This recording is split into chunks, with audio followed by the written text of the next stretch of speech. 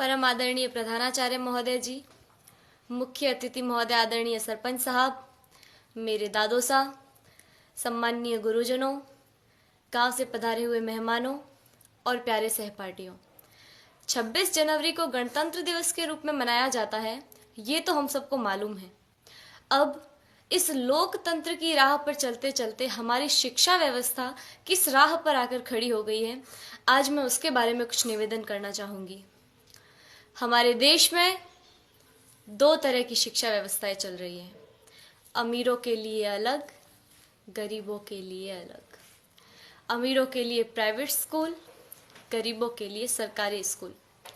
मैंने कई बार देखा है, घर पर जब मेहमान आते हैं और पूछने पर हम ये बताते हैं कि सरकारी विद्यालय में पढ़ रहे हैं, तो उनके चेहरे का रिएक्शन, भाव एक अलग तरीके का हो जाता है।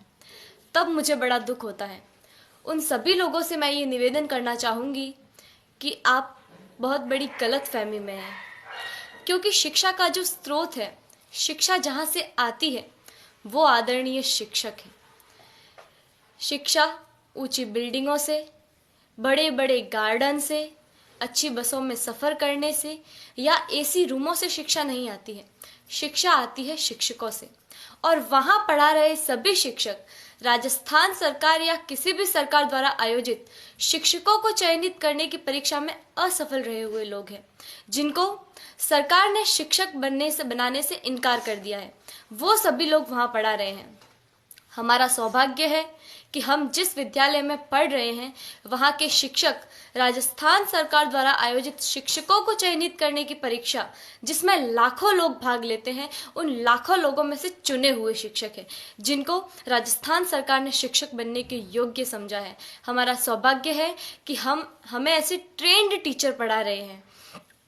मुझे गर्व है कि हम अच्छे हाथों में हैं। मेरे दादो सा आदरणीय जय सिंह जी देवल यहाँ विराजे हुए हैं, जो मुझे कभी कभी एक बात कहते हैं कि जितने भी आईएएस, आरएएस या सरकार के किसी भी उच्च पद पर लगे हुए ऑफिसरों में से ज़्यादातर ऑफिसर्स सरकारी विद्यालयों में पढ़े हुए हैं और सरकारी विद्यालयों से ही उत्तीर्ण हुए हैं।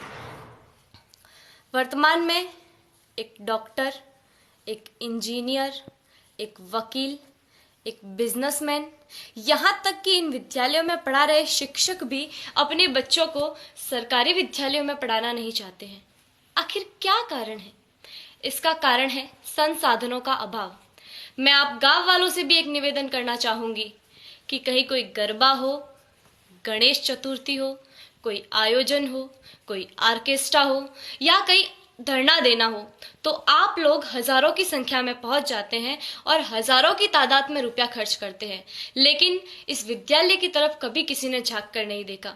इस विद्यालय की ओर देखने का किसी को भी समय नहीं है। मैं आप गांव वालों से ये निवेदन करना चाहूंगी कि जितना जोश आप उधर उन कार्यक्रमों में दिखाते हैं, उतना ही जोश आप इधर इन विद्यालयों के लिए दिखाएं।